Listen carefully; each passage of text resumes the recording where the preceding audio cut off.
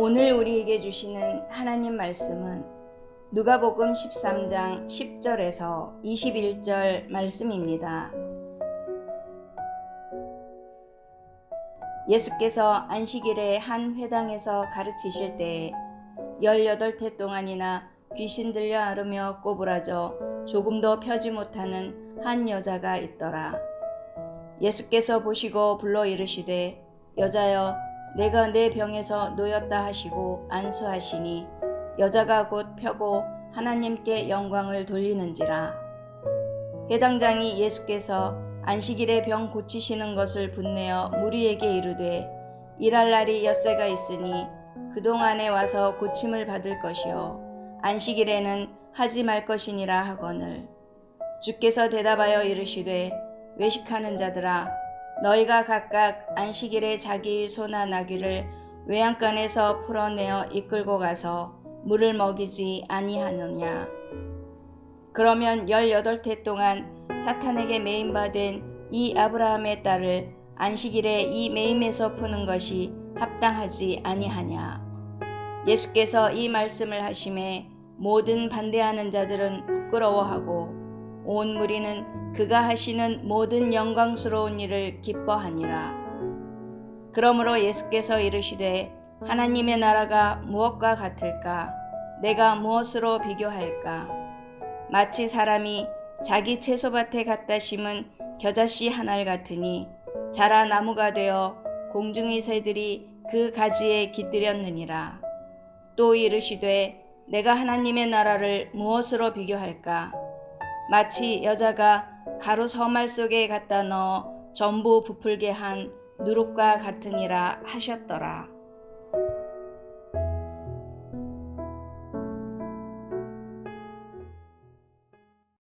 오늘 본문의 첫 절인 13장 10절에서 예수께서 안식일에 한 회당에서 가르치실 때라고 되어 있습니다. 안식일에 한 회당에서, 이때는 시기적으로 보면 예수님이 십자가를 지시기 몇 달 안 남은 상황이었고, 장소적으로 보면 핸드릭슨이라는 신학자는 이곳이 베레와였다라고 말합니다. 예수님께서 그날 안식일에 회당에서 18년 동안 귀신 들려 몸이 꼬부라져 조금도 펴지 못하고 괴로워하는 한 여인을 고쳐 주셨습니다. 예수님께서 안식일에 병을 고치시는 것은 이번이 한 번이 아니라 여러 번이었습니다.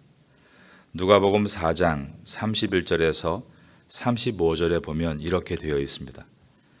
갈릴리의 가버나움 동네에 내려오사 안식일에 가르치시매 그들이 그 가르침에 놀라니 이는 그 말씀이 권위가 있음이로라.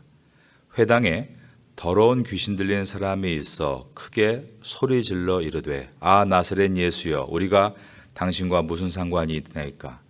우리를 멸하러 왔나이까? 나는 당신이 누구인 줄 아노니 하나님의 거룩한 자니이다. 예수께서 꾸짖어 이르시되 잠잠하고 그 사람에게서 나오라 하시니 귀신이 그 사람을 무리 중에 넘어뜨리고 나오되 그 사람은 상하지 아니한지라. 귀신 들린 상태에 대해서는 성경에서 자주 언급할 뿐 아니라 오늘날 우리 주변에서도 가끔 목격되는 바입니다. 이 상태는 전혀 이질적인 타인격이 사람 속에 들어와서 그 사람의 영혼과 육신을 지배하는 상태다라고 정의할 수 있습니다. 그 사람 자체가 귀신이 아니라 다만 그 귀신에 의해 인격이 지배당하는 것을 의미합니다. 귀신 들린 자의 상황은 완전히 미친 상태이거나 혹은 병 걸린 상태 혹은 귀신을 빙자한 주술적 능력을 지닌 상태 등으로 나타납니다. 귀신은 세상 끝날까지 이 땅에서는 인간보다 영적 능력이 더 우월한 상태로 인간을 괴롭힐 수 있지만 그러나 예수 그리스도를 믿는 성도에게는 이 땅에서 귀신을 추방하고 정복할 능력과 특권을 부여받습니다. 야고보서 4장 7절에 보면 그런즉 너희는 하나님께 복종할지어다 마귀를 대적하라 그리하면 피하리라 라고 되어 있는 것입니다. 오늘 누가복음 13장에서 18년 동안이나 귀신 들려 몸이 아픈 병을 앓고 있는 이 여인은 18년을 앓고 있었으니 불치의 병이다라고 생각했을 것입니다. 그러나 성경은 그녀가 아픈 것이 귀신이 들려 아픈 것이다라고 분명하게 기록했습니다.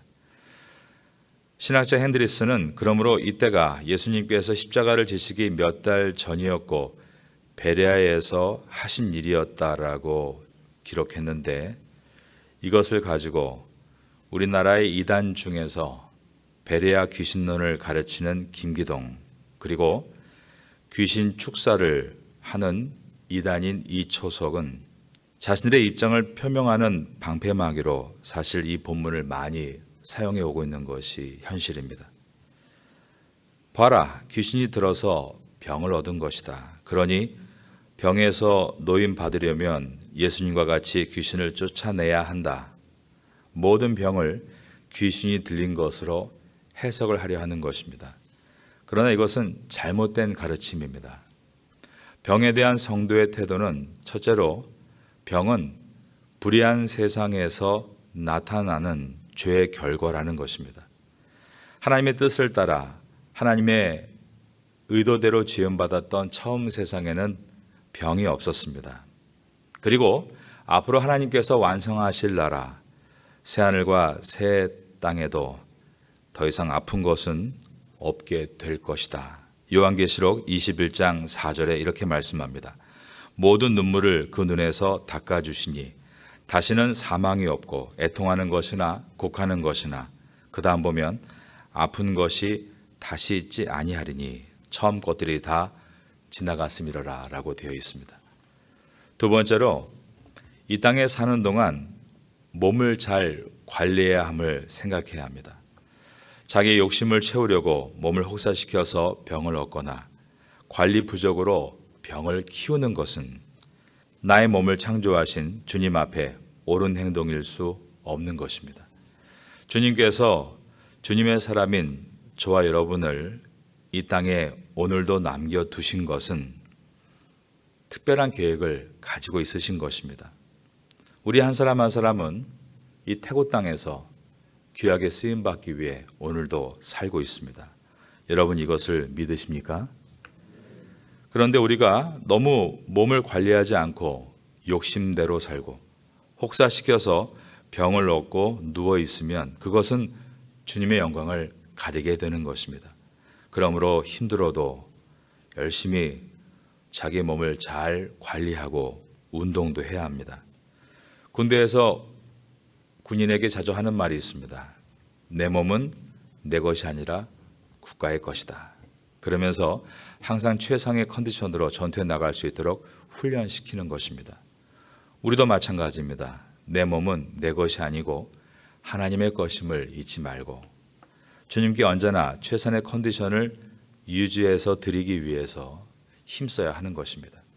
세 번째로 병이 들었을 때는 먼저 주님께 기도드리며 병을 치유해 주시기를 간구하고 또한 반드시 의사의 진단과 약사의 처방도 받아야 합니다. 항상 기도로 나는 병을 다 치료받는다, 이렇게 접근하는 것은 맹신입니다. 반대로 나는 항상 기도 없이 무조건 의사를 찾는다, 이러한 태도는 불신입니다. 먼저 주님 앞에 엎드려 기도하고 지혜를 구하고 좋은 의사를 만날 수 있도록 간청하고, 수술을 하게 됐을 때는 수술대 위에서 하나님이 의사의 손을 붙드셔서 수술이 잘 될 수 있도록 간구해야 합니다. 그리고 수술이 잘 마쳐졌을 때는, 그리고 약이 잘 들어서 몸이 회복됐을 때는 모든 상황을 인도하신 하나님의 은혜에 감사하는 것이 성도의 바른 자세인 것입니다. 그러다가 정말 절박한 상황에서는 주님 앞에 간절히 기도해야 합니다. 왜냐하면 주님은 우리의 간절한 기도를 결코 외면하지 않으시는 좋으신 하나님이시기 때문입니다. 제가 청년 시절 때 다니던 교회에 사찰 집사님 부부가 있었습니다. 그 두 분의 두 딸은 고등학생, 중학생이었습니다. 그런데 여자 집사님이 병이 생겨서 투석을 하며 몸이 퉁퉁 부어 있었던 기억이 납니다. 그 당시 의료보험이 제대로 되어 있지 않은 때였기 때문에 투석하는 돈이 너무나 비쌌다는 기억도 납니다. 이분들은 변변히 집도 없어서 교회의 뒤편에 작은 공간에서 온 가족이 생활을 하고 있었습니다. 그런데 새벽기도 시간에 저희 교회 부목사님께서 설교를 하시고 그분을 위해 안수를 해주셨는데 그날 이후로 병세가 눈에 띄게 좋아지는 것을 보았습니다. 그 부목사님의 손에 힘이 있다기보다 하나님께서 그 절박한 처지를 너무나 잘 아시고 아픈 몸을 이끌고 새벽에 나와 눈물 흘리는 딸의 병을 고쳐주신 것입니다. 13년 전쯤에 한동대학교 학생들이 뱅콕에서 룸피니 공원에서 선교 공연을 하다가 귀신들의 공격을 크게 받았던 일이 있는데 그때 제가 아는 한 태국 목사님이 이마에 기름을 바르고 기도해 주었습니다. 그랬더니 귀신이 떠나가고 곧바로 회복되는 일도 있었습니다. 그 기름의 효용이 있다기보다 하나님의 국률이 그 청년의 몸을 붙들려고 했던 귀신을 쫓아내신 것입니다. 예수님은 모든 병과 모든 악한 것을 고치시는 전능하신 주님이시다. 마태복음 9장 35절에 기록되어 있습니다.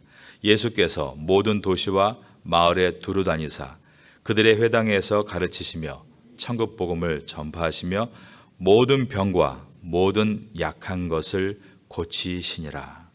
그러면 우리가 가지고 있는 모든 질병을 우리는 어떻게 이해해야 하는 것입니까? 실제적으로 우리 주변에는 병과 함께 사는 분들이 많이 있고 우리 스스로도 심한 질병 가운데 놓여 있는 분도 이 자리에 있으실 것입니다.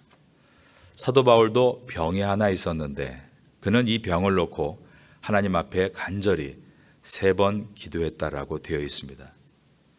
우리 한번 고린도 후서 12장을 열어보겠습니다. 8절에 보면 이것이 내게서 떠나가게 하기 위하여 내가 3번 주께 간구하였더니 그런데 주님은 사도 바울에게 내 은혜가 내게 족하다라고 말씀하셨습니다. 9절입니다. 나에게 이르시기를 내 은혜가 내게 족하도다. 이는 내 능력이 약한 데서 온전하여짐이라 하신지라. 그러므로 도리어 크게 기뻐함으로 나의 여러 약한 것들에 대하여 자랑하리니 이는 그리스도의 능력이 내게 머물게 하려 함이라. 사도 바울은 자신의 병을 놓고 간절히 기도했을 것입니다. 그는 이런 기도를 하지 않았을까 싶습니다. 하나님, 제가 하나님의 영광을 위해서 건강해야 하지 않겠습니까? 그런데 예수님의 권능으로 다른 사람의 병을 치료하는 제가 제 병 하나를 낫게 하지 못하니 참으로 민망스럽고 어렵습니다. 아마 이러한 기도를 드렸을 것이라 생각됩니다. 그러나 바울은 기도하면서 하나님의 분명한 가르침을 깨닫게 되었는데 그것이 무엇인가 하면 그 윗절에 있는 고린도후서 12장 7절입니다. 여러 계시를 받은 것이 지극히 크므로 너무 자만하지 않게 하시려고 내 육체에 가시 곧 사탄의 사자를 주셨으니 이는 나를 쳐서 너무 자만하지 않게 하려 하심이라. 내가 완전히 병에서 노임받지 않았어도 이것이 오히려 나를 더욱 주님을 의지하고 자만하지 않게 만드는 주님의 은혜이다. 바울은 이렇게 깨달은 것입니다. 그리고 그는 그 아픈 몸을 이끌고도 우리가 알듯이 1차, 2차, 3차 전도여행을 다녀왔는데 1차 전도여행이었던 서기 47년부터 49년까지 2년 동안 무려 이동 거리가 2240km였습니다. 2차 전도여행은 49년부터 52년까지 3년 동안이었는데 무려 약 5000km를 여행했습니다. 3차 전도여행 기간이었던 53년부터 이후 5년 동안에는 무려 4500km 이상을 여행하며 복음을 전했습니다. 그리고 땅끝까지 가리라 서바나까지 가서 로마에서 복음이 되어 순교할 때까지 그는 아파서 못한 일은 아무것도 없었습니다. 그러므로 성도는 아픈 몸을 위해서 기도해야 하지만 그 아픈 몸이 이 땅에서 낫지 않는 것에 대해서 낙심할 이유는 없습니다. 그 아픔 때문에 우리의 일을 다 못할 것이라고 두려워할 이유도 없습니다. 주님께서 원하시는 일을 하는 데는 부족함이 없도록 주님이 우리의 모든 것을 책임져 주시기 때문입니다. 건강한 것으로 죄악에 빠진다면 그 건강이 어떻게 그에게 복이라고 말할 수 있겠습니까? 우리가 닉 부이치치 얘기를 잘 알고 있습니다. 오스트레일리아 사람으로 사지 없는 사람들의 모임이라는 세계적인 재단을 이끌고 있습니다. 그는 팔과 다리가 없습니다. 태어날 때부터 그렇게 태어났습니다. 많은 괴로운 시간을 보내야 했습니다. 기도도 많이 했습니다. 그의 기도에는 하나님, 나의 팔과 다리가 주님의 초자연적인 능력으로 자라나게 해주세요. 그런 기도도 정말 했었다고 합니다. 그러나 지금은 더 이상 그렇게 기도하지 않는다고 했습니다. 그 대신에 주님, 저와 같이 사지 없는 사람들이 용기를 잃지 않도록 해주세요. 라는 기도로 바뀌었다는 것입니다. 그는 아주 건강한 자아를 가지고 살고 있습니다. 그의 기도는 이 땅에 사지 없는 사람들이 예수 그리스도를 만나고 건강한 믿음과 자아를 가지고 사는 것에 있는 것입니다.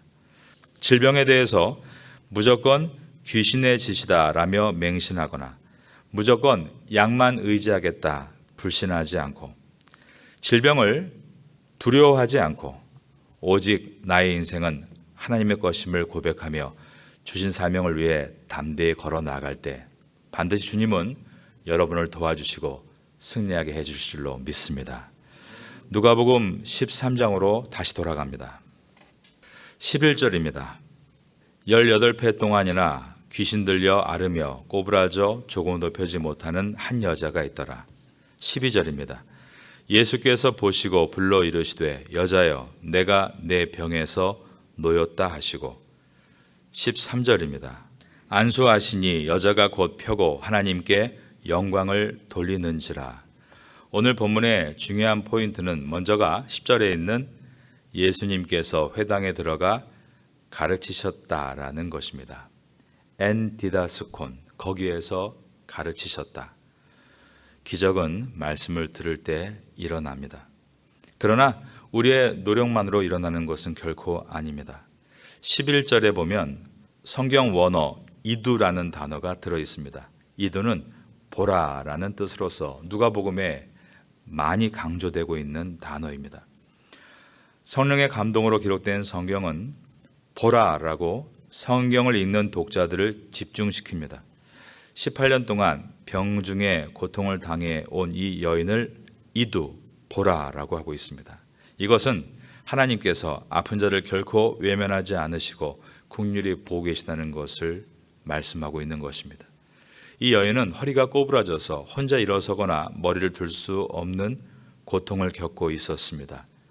의사들이 오늘날 이 여인의 병을 진단한다면 척추교착염으로 진단이 나올 것입니다.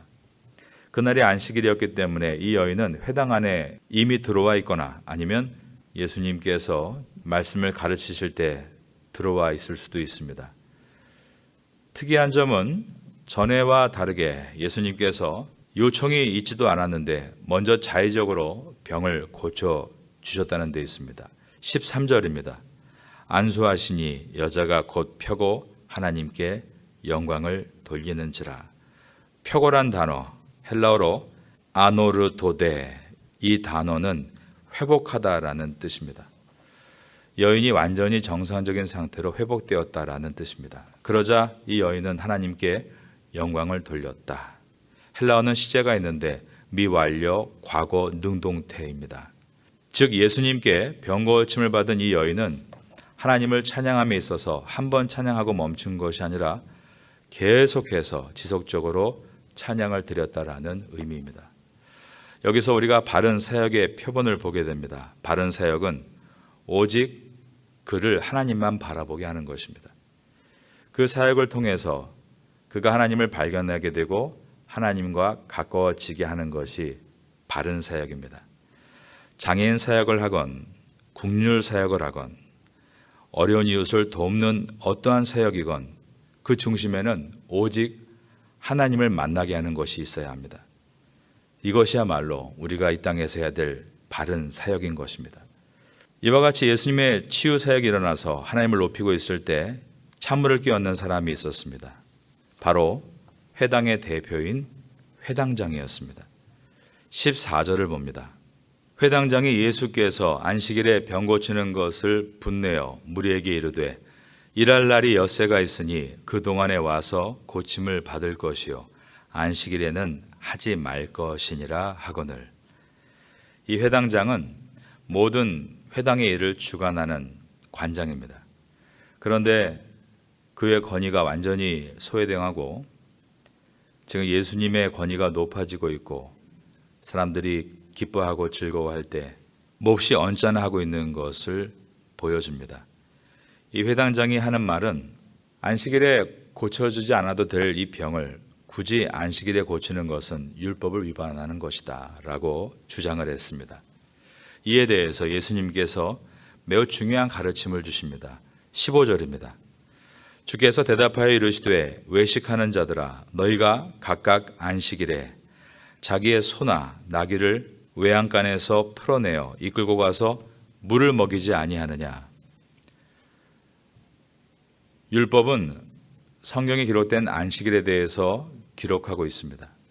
그런데 이것을 율법주의자들이 세분화시켜서 39가지로 규정을 만들었습니다. 그리고 그 39가지마다 세부사항을 만들어서 매우 복잡한 율법이 있었습니다.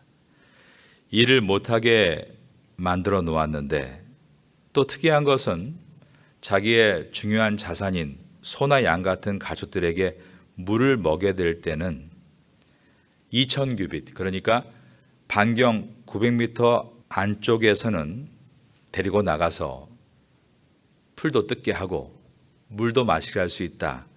이렇게 인간적인 측면으로 법을 만들어 놓은 것입니다. 이처럼 자산에 대해서는 융통성을 만들어 놓고도 오히려 사람에 대해서는 융통성이 거의 허락되지 않았습니다. 16절을 보겠습니다. 예수님께서 물으십니다. 저와 함께 읽습니다. 16절입니다. 시작. 그러면 18회 동안 사탄에게 매임받은 이 아브라함의 딸을 안식일에 이 매임에서 푸는 것이 합당하지 아니하냐. 이처럼 예수님은 15절과 16절에서 짐승과 아브라함의 딸 그리고 물 먹이는 것과 병 고치는 것, 안식일에 하루 수시간 동안 매여 있는 것과 18년 동안 매여 있는 것, 그리고 마구간에서 푸는 것과 사탄에서 푸는 것을 대조시키면서 이 율법자들의 어리석은 논리를 예리하게 파헤치셨습니다. 짐승도 목이 마르면 물을 먹이는 법이거늘 하물며 18년 동안이나 고통 속에 살아온 여인을 치유하는 일은 그 어떤 명분으로도 지연될 수 없다. 이것을 보여주시기 위해 의도적으로 이 여인을 안식일에 고쳐주신 것입니다. 예수님께서 반박할 수 없는 논리로 말씀하시자 반대자들은 부끄러워했다. 17절입니다. 예수께서 이 말씀을 하심에 모든 반대하는 자들은 부끄러워하고 온 무리는 그가 하시는 모든 영광스러운 일을 기뻐하니라. 예수님께서는 이 상황을 두 가지의 비유로 말씀하십니다. 첫 번째로 겨자씨 한 알과 같다고 하셨습니다. 18절과 19절입니다. 그러므로 예수께서 이르시되 하나님의 나라가 무엇과 같을까? 내가 무엇으로 비교할까? 마치 사람이 자기 채소밭에 갖다 심은 겨자씨 한 알 같으니 자라 나무가 되어 공중의 새들이 그 가지에 깃들였느니라. 겨자씨는 손톱으로 짚기도 어려울 만큼 작은 씨입니다. 하지만 자라면 나물이 아니라 나무가 될 정도로 한 5m가 되는 큰 생물입니다. 하나님의 권능은 아무리 반대하고 막아서도 계속 확대되어지는 것이다 라고 하셨습니다. 두 번째는 누룩으로 비유하셨습니다. 20절과 21절입니다. 또 이르시되 내가 하나님의 나라를 무엇으로 비교할까? 마치 여자가 가루 서말 속에 갖다 넣어 전부 부풀게 한 누룩과 같으니라 하셨더라. 가루 서말은 대개 한 번 반죽할 때 사용하는 양입니다. 누룩은 빵을 굽기 전의 단계로 반죽을 부풀게 하는 효소입니다. 누룩의 특징은 확장력에 있습니다. 그러므로 예수님은 악이 팽창하는 것을 주의하라 부정적인 측면으로 누룩을 비유로 사용하셨고, 오늘 본문과 같이 하나님 나라는 누룩과 같이 강력하게 영향력이 퍼져나간다 긍정적인 측면으로도 사용하고 계십니다. 이 두 가지 비유 중에 겨자씨의 비유는 외적인 성장을 표현하고 있고, 누룩의 비유는 내재적인 능력을 확장하는 것을 표현하고 있습니다. 둘 다 하나님의 나라는 작은 것에서부터 시작한다. 작지만 그 파급력이 강력하다. 이것은 작은 사건들이 큰 사건으로 이어지는 것도 보여주지만, 지극히 작은 자가 인생이 변하여 아주 귀하고 보배로운 자로 변화되는 것을 또한 보여줍니다. 우리 안에 임한 복음이 그토록 보배로운 것입니다. 작은 겨자씨만한 우리의 믿음과 또한 작은 누룩과 같은 우리가 받은 구원이 점점 확장되어 나만 구원받고 나만 회복되는 것이 아니라 우리가 살고 있는 땅을 변화시키고 은혜로 뒤엎는 것입니다. 이러한 말씀 가운데 우리가 다시 한번 삶을 감사하며 소망을 가지고 나아갈 수 있게 되기를 예수님의 이름으로 축원합니다.